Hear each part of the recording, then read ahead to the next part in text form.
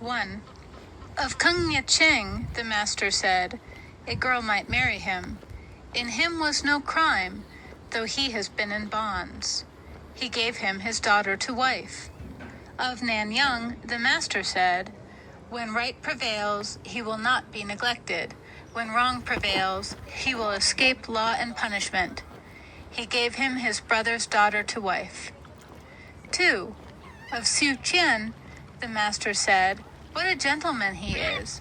But could he have grown to be a man like this were there no gentleman in Lu? 3. Su Kung asked, and what of me? Thou art a vessel, said the master. What kind of vessel? A rich temple vessel. 4. Young, said one, has love, but he has not a glib tongue. The master said, what is the good of a glib tongue? Fighting men with tonguecraft breeds much bitterness.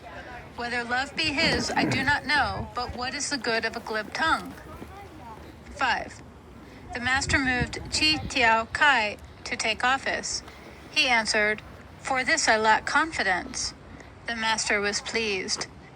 6. The master said, truth makes no way. Let me go afloat and scour the sea, and you shall follow me. When Su Lu heard this, he was glad. The master said, Yu is more venturesome than I, but he does not know how to take things. 7. Meng Wu asked whether Su Lu had love. The master said, I do not know. He asked again. The master said, a land of 1,000 chariots might give you charge of its levies, but whether he have love, I do not know. And how about Chiu? A town of 1,000 households, a clan of 100 chariots might make Chiu governor, but whether he have love, I do not know. And how about Chi? Girt with his sash, erect in the court, Chi might entertain the guests, but whether he have love, I do not know. 8. The master said to Zu Kung, who is abler, thou or Hui? He answered, how dare I aspire to Hui? If he hear one thing, Hui understands 10. When I hear one thing, I understand 2. The master said, thou art not his peer. I grant, thou art not his peer. 9. Tsai Yu slept in the daytime. The master said, rotten wood cannot be carved, nor are dung walls plastered. Why chide with you? The master said, in my first dealings with men, I hearkened to their words and took their deeds on trust. Now in dealing with men, I hearken to their words and watch their deeds. I writed this on you. 10. The master said, I have met no firm man. One answered, Shen Cheng. The master said, Cheng is passionate. How can he be firm? 11. Tzu Kung said, what I do not wish to have done unto me, I likewise wish not to do unto others. The master said, that is still beyond thee, Tzu. 12. Tzu Kung said, we may listen to the master's culture, but on life and on the ways of heaven his words are denied us. 13. Until Tzu Lu could carry out what he heard, he only dreamed to hear more. 14.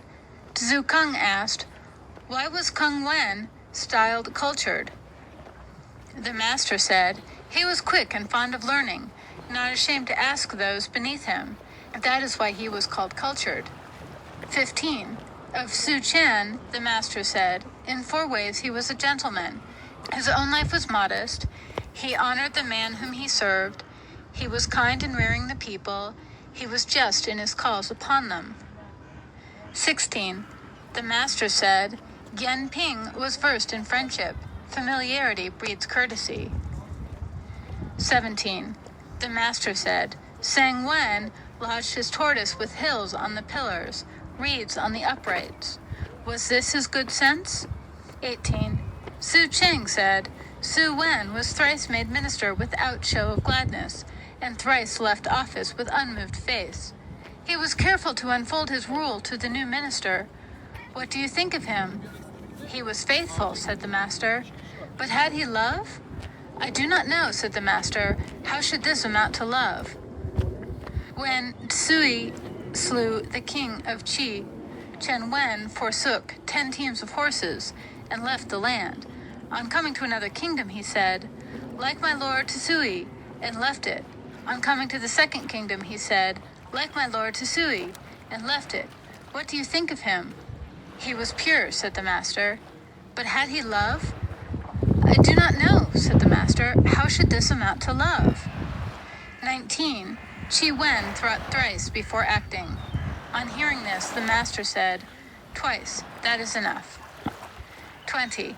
The master said, "Whilst peace reigned in the land, Ning Wu showed understanding. When troubles came, he turned simpleton. His understanding is within our reach. Such simplicity is beyond our reach." 21. When he was in Chen, the master said, "Home, I must go home. My batch of boys, ambitious and hasty, their minds cultured, their schooling ended, know not what needs fashioning." 22. The master said, as Po Yi and Chu Chi never recalled past wickedness, the foes they made were few. 23. The master said, "Who would call Wei Sheng Cow straight?" A man begged him for vinegar. He begged it from a neighbor and gave it. 24. The master said, "Honeyed words, flattering looks, and overdone humility. So Chi Ming thought shameful, and so do I. To hide ill will and ape friendship, so Chi Ming thought shameful, and so do I." 25. As Yan Yuan and Chi Lu were sitting with him, the master said, "Why not each of you tell me his wishes?"